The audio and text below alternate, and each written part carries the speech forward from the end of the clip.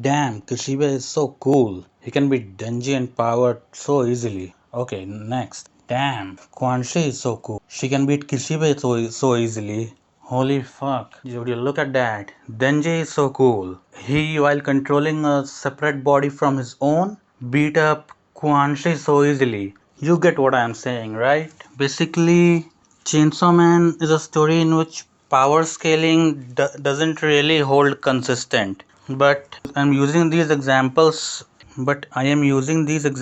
as proof to say that essentially what happens in stories is that no matter what kind of power scaling you want to go for, those things cannot really exist without the narrative, without the story itself, without its themes and characters' arcs, and the way the author intends for them to end. Essentially, in a story like Chainsaw Man, one devil could beat another devil, but another devil can beat the first devil depending on what Fujimoto wants to tell. That is effectively how it is. Power scaling is a fun term, alright. It can be fun to simply try to measure how characters stack up against each other.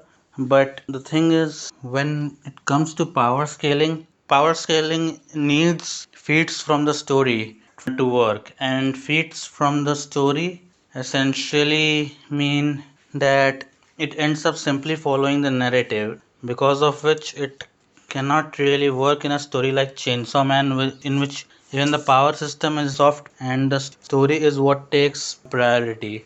Sure, Fujimoto is a movie fan and he writes his stories like a storyboard.